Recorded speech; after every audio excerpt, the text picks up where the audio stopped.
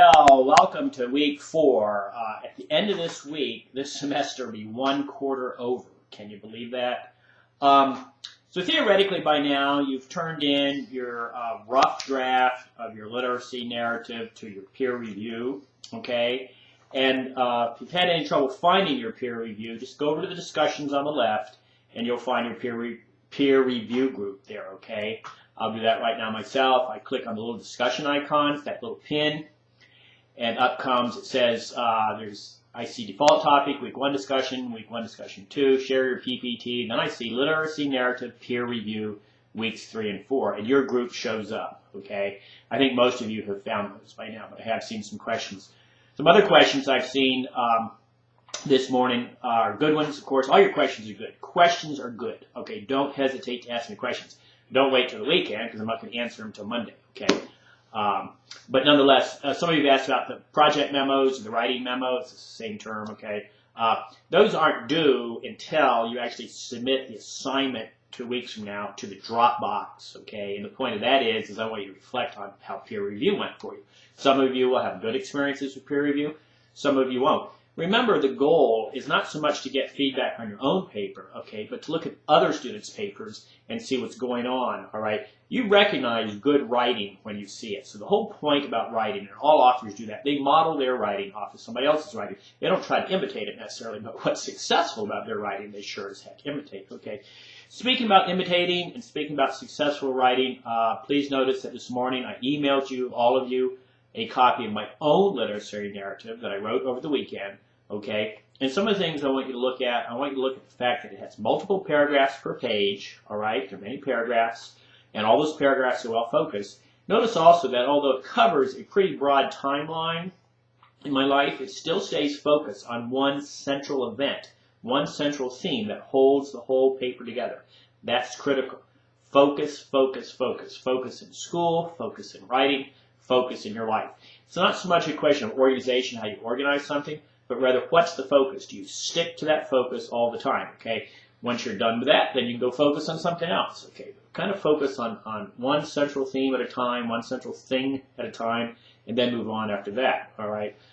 So focus is critical, and we're going to talk a lot about that in this class. It involves critical thinking.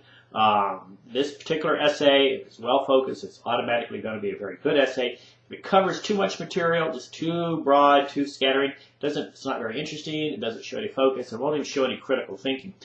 The other thing that I like about my essay, right, is there's a lot of detail in it. Okay, I did some research. I went to Wikipedia. Okay, I looked up some of the authors that I read. I looked up the correct titles of some of their books. I looked up some 7th, 8th grade reading curriculum, that kind of thing, to make sure I was really talking accurately. It's very, very important in life to be accurate. Okay, accuracy helps you be a more fully actualized consumer, citizen, that kind of thing. Okay, so please take a look at my essay that I submitted. You have 2 weeks this time to revise your paper and turn into me your best possible project. And I really mean that. I'm going to count off heavily if this isn't good when you turn it into me, because you've got 2 weeks to be working on revisions, all right? One of the things I expect to see, if you would turn to page 6 of your syllabus and start there, you'll see complete details on how I'm going to assess this paper and what I'm expecting to see in it. The syllabus is a teaching tool, and if you look at it very carefully, start with page 6, you can see exactly what I'm looking for, all right? And so you have 2 weeks now to be working on this paper, to be massaging it, to be thinking about it, to be getting it darn near perfect by the time you turn it in. And that's what I'm expecting, okay, because I've given you all the materials. It goes back to what I said at the beginning of class. You do the work, you get the grade. It's that simple, all right? And I'm always surprised by students who get through the entire peer review process, have all this time to revise, and still turn it to me a piece of garbage. Typos, run-on sentences, unfocused paragraphs, no paragraphs, and improperly formatted. This paper needs to be properly formatted. I do not make up this material, okay? This is the correct MLA way of formatting papers. It's what your college professors expect. There's no doing it one way in one class, doing it another way in another class. There's the correct way to do it, and that's what I'm teaching you, okay? So please turn to page 6 of your syllabus. Read from there on, and you'll really see exactly what I'm talking about here.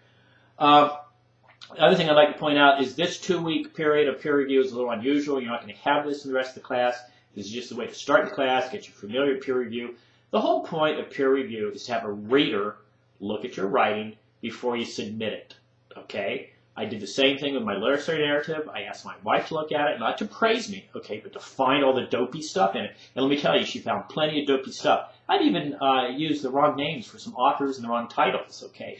Come on, I've been teaching English for years. I still just did some dopey things, all right? So that's why I have a reader look at your work. I had proofread it multiple times and hadn't caught that, but she caught it, okay? So that's one of the very, very critical things is have somebody look at your writing always, business, any time. You know, it doesn't matter if you're police department, doesn't matter if you're in the military, whatever, if you're in advertising, writing a proposal, make sure somebody else looks at it before you submit it to your supervisor, submit it to your boss, that kind of thing, because you always want your best foot forward. I am surprised at the number of students who will submit to me garbage, okay? I don't get that. And it really significantly kind of impacts the way I think about grading and stuff, okay? So for example, if you're going to go on a first date, you know, are you going to wear torn blue jeans and a dirty t-shirt? You're not going to do that, are you? You want to always have your best impression first. You know, you always want to put your best self out there all the time. That's what, you know, college is supposed to teach you. That's what critical thinking is. You know, thinking about your own best efforts, okay? So that's what I'm expecting. I'm not expecting perfection because you all don't know how to write to perfection at this point. I understand that. I don't even, okay, after all these years. But I am expecting your best foot forward all the time and that you turn in your best submissions. And I'm already getting a couple of peer review comments as I look at them where students are pointing out that, gee, there's a lot of typos, a lot of run-on sentences, a lot of misspellings. There's no excuse for that in the computer age, okay? You don't need to be misspelling words. Look it up. Google it. You know, Google acts as a great dictionary. If you don't know how to spell a word, just plug in whatever spelling you can into Google, and it'll bring up the correct spelling right away. Okay, so hey, I've yacked on long enough. I'll be looking at your email all this week, but you have almost 2 full weeks to get this paper perfect, okay? And it will actually be due on the end of week 5, Sunday night, September 25th, with the writer's memo.